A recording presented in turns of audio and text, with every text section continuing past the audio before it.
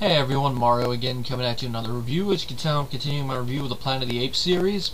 It is that time. I finally got through the original series and I'm starting on the first remake slash reboot.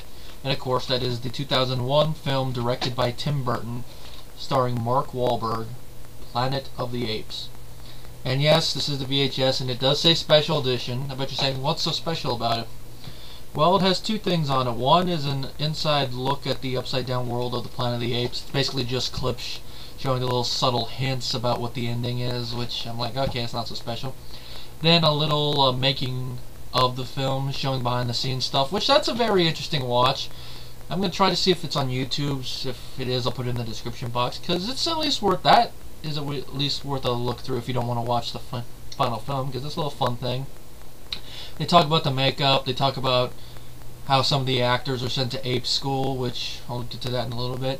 And of course you get to see Michael Clark Duncan undergoing makeup work. A little funny moment between him and Wahlberg on there, so that's worth a watch. Now, this film is now, I'm going to double check the date, not the year. Let's see. Okay, it's almost 13 years old. As the time I'm recording this, it's early July, so like about 20 days, give or take, it will be 13 years old. Now, when I first heard they were remaking this, you know, I was a fan of some of the original films. I'm like, may work, may not work. I never saw the film. I saw bits and pieces of it. Sometimes when I was flipping through channels, I'm like, oh, the remake's on, dang it, I don't want to watch it all the way through, I want to watch the whole film. Or other times I'm like, yeah, I'm not in the mood, I'm watching something else, or I don't have the time, I have to go somewhere. It's stuff like that. Then you guys know, a couple years ago I got this in my collection. I'm like, you know, I'll save watching this film for when I actually review all the Ape films. So I was like, you guys know, reviewing the films because the new Ape film's coming out. I finally sat down and watched the film all the way through. Now the film has a 5.7 on IMDb, has a 27 with the audience on Rotten Tomatoes, which if you think about that is very harsh for the audience. The critics it's higher at 45, which is still rotten by the way, but this is the consensus. This remake can't compare to the original in some critics' minds, but the striking visuals and B-movie charm may win you over. I may not agree with but I do agree with the sentiment. It's the visuals and the charm of the film will win you over, and it definitely is not as good as the original. But I'd say it's not uber bad as a lot of people have made it out to be, in my opinion. It does have some flaws. Of course, the biggest one is the fact that they tried to recreate the ending of the original, even though that's taken from the book. It just wouldn't work. The reason that works so well in the original is because the whole time you didn't know that he's on the planet, then at the end you find out he is. This one they tried to do it more in line with the novel. What's the reason that worked is because they're, like in the original film, you eventually find out that the apes on that planet overthrew the humans, which you do in the movie as well, but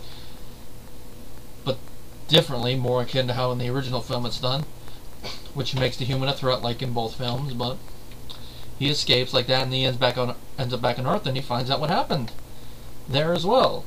That it was just more build-up, and maybe in the novel it just came off better. But here it just comes off as an afterthought, especially here because of how they tie it in with the main villain. It's like, what?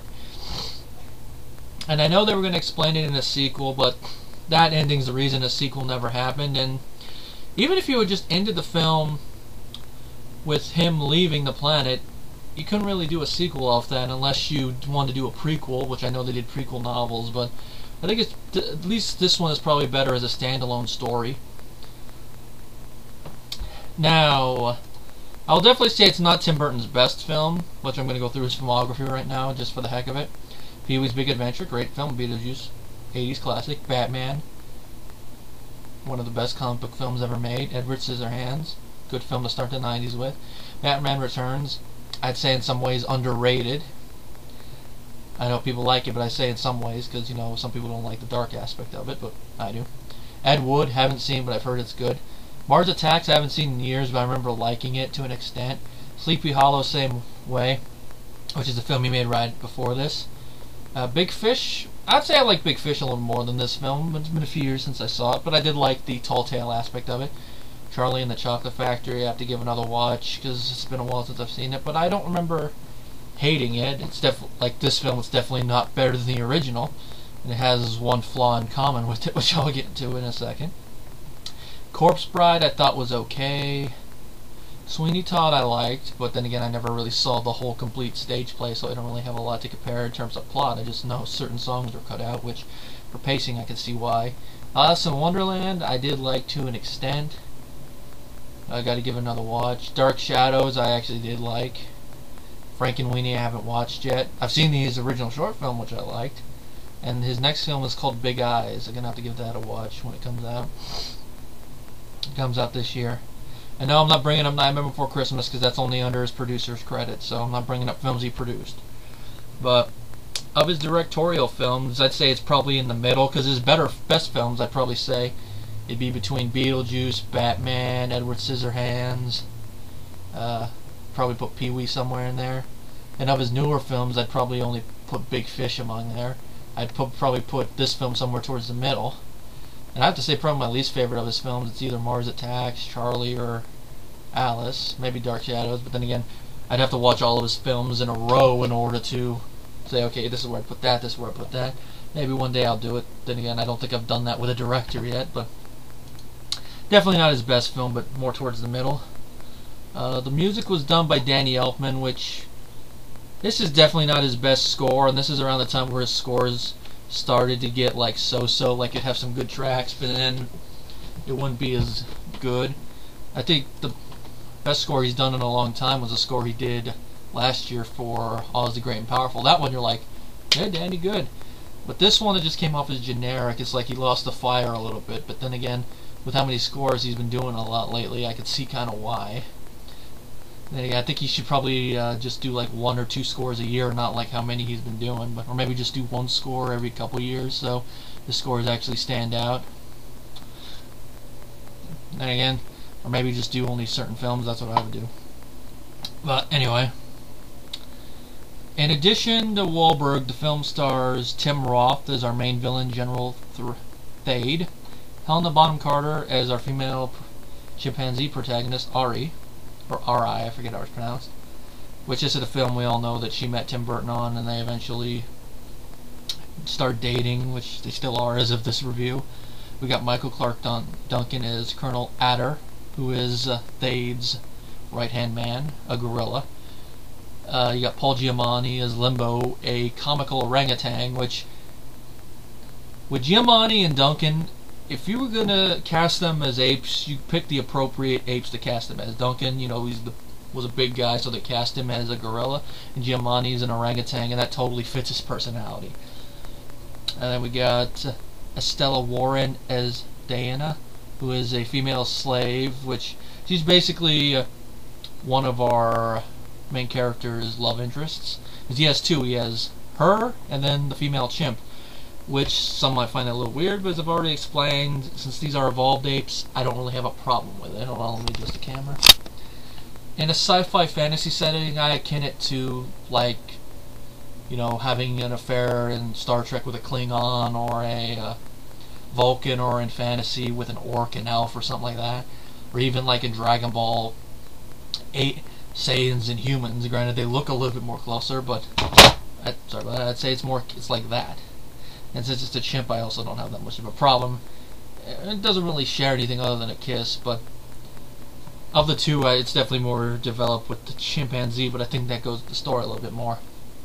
Now, Estella, I haven't seen a lot of her other work, which I don't even recognize the name off the top of my head. Let me check.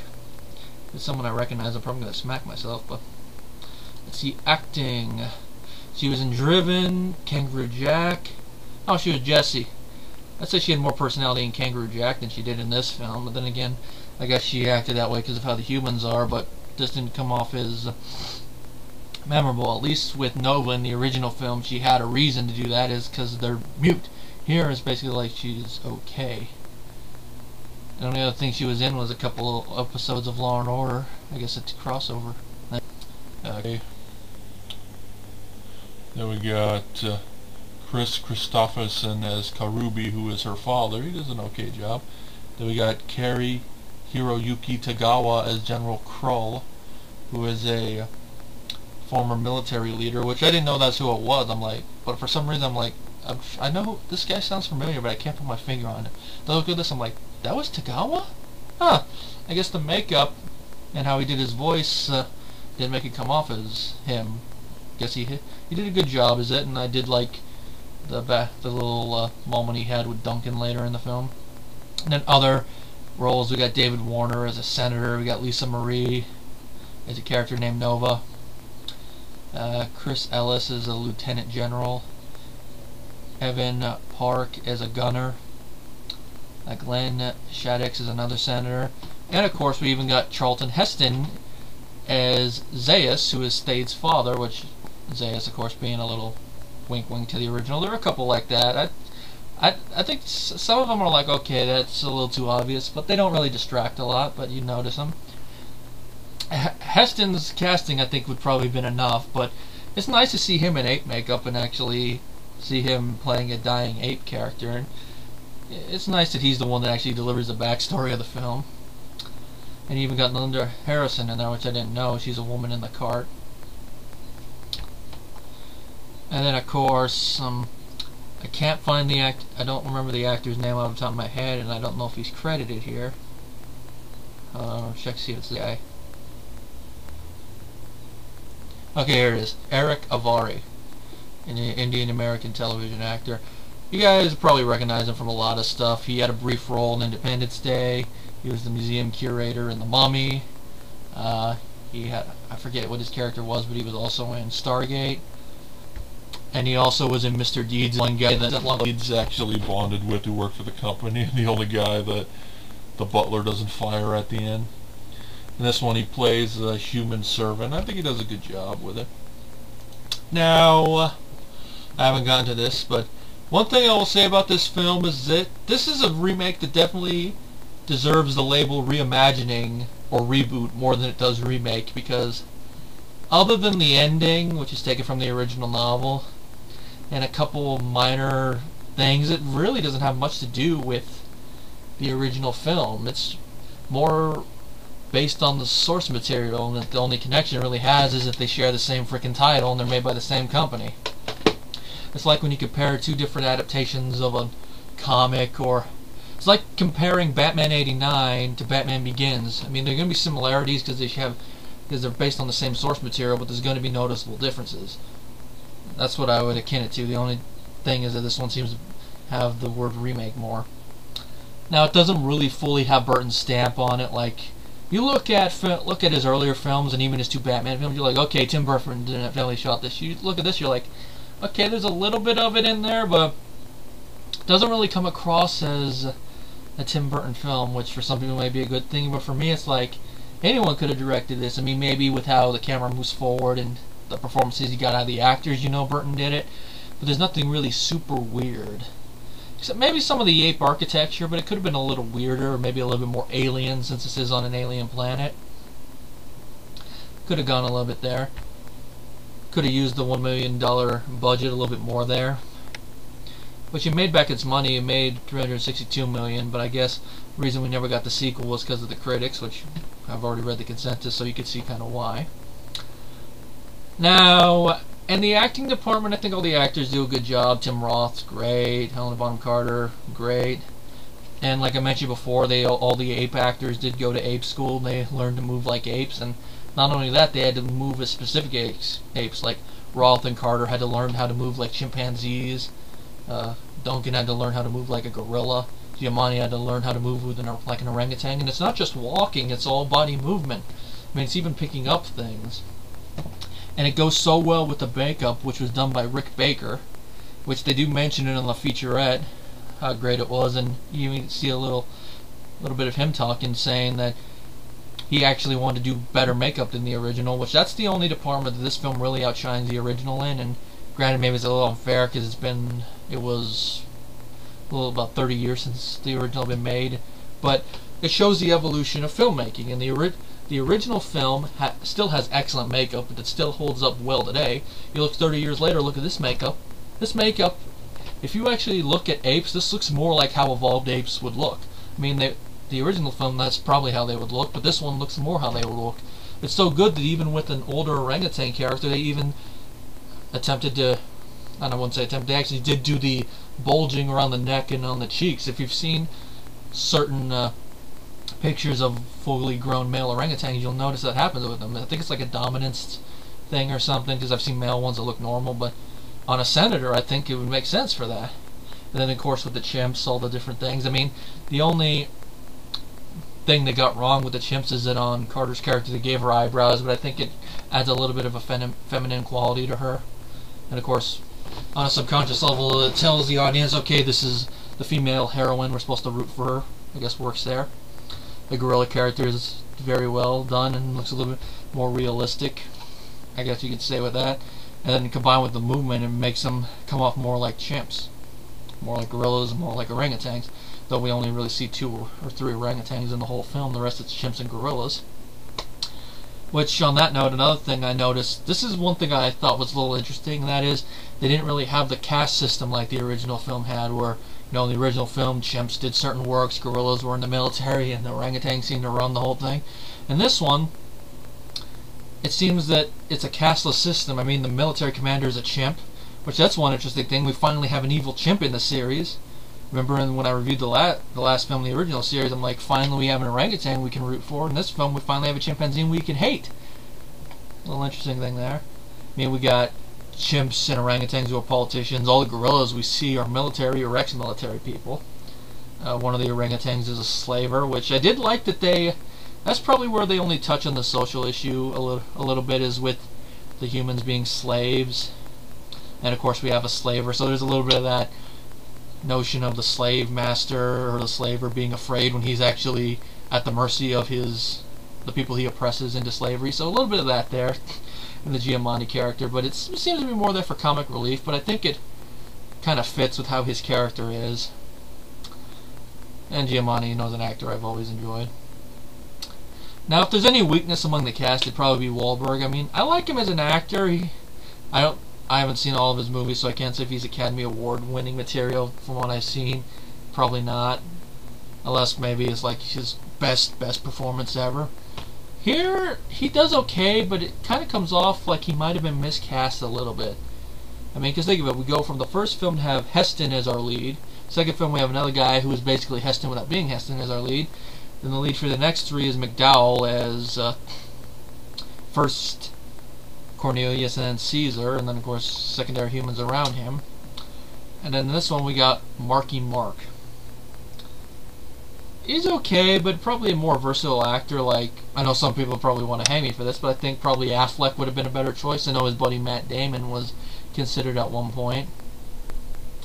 Well, or at least, I don't know if he... Actually, hold on, I read that wrong. He wasn't considered. I was reading it off this. I've read it wrong.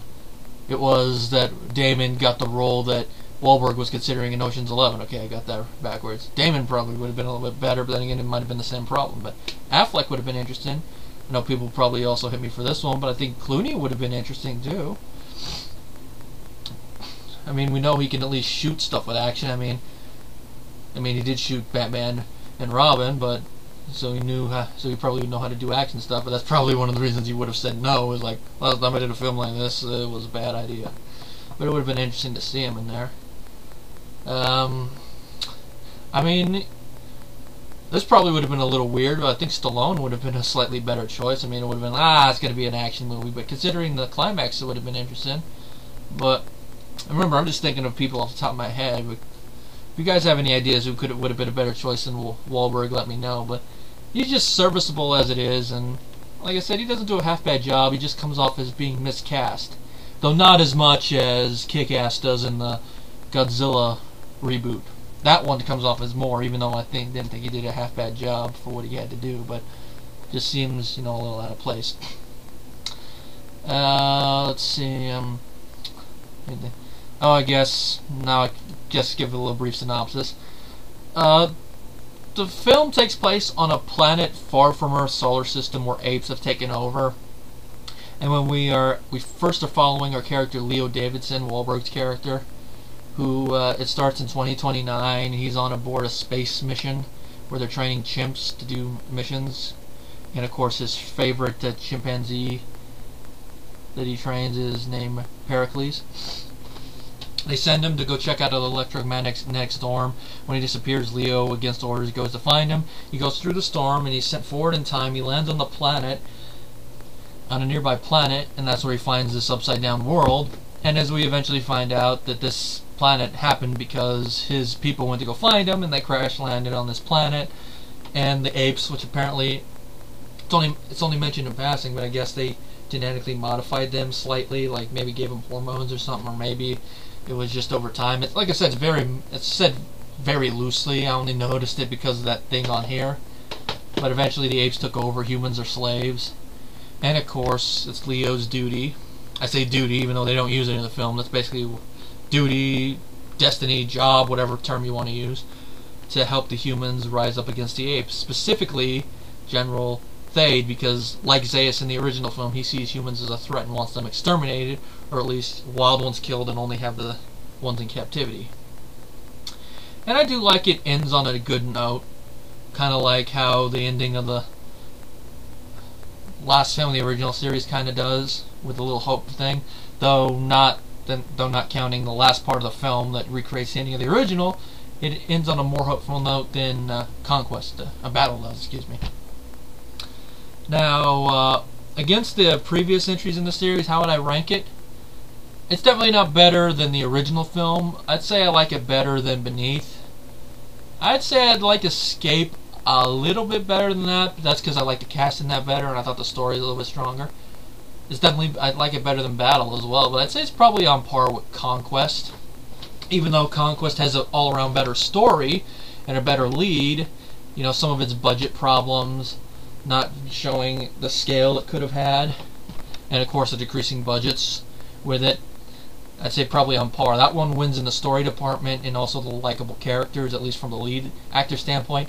This one has it has an interesting reimagining of the Planet of the Apes mythos, has a good supporting cast, and of course directions, I'd say they're about equal. It's just this Burton probably would go a little bit below because he had more money to work with, whereas the other director managed to do a lot with what he had to work with. He probably would have given a better, shot the film better if he had like a couple more million, but you guys already know my thoughts on that whole thing from that review. But I'd probably rank them about equal. It's just some of them have, one has things that is better than the other and all that. And like I said before, I wouldn't rank it among the best remakes, but I definitely wouldn't say it's one of the worst remakes. It's in the middle. I'd say it's, trying to think of a remake I'd put in here. I was going to use Rob Zombie's Halloween as an example, but that might not be too kindly for people who don't like that film. I'd say... dang. I'm running out of remakes to think of.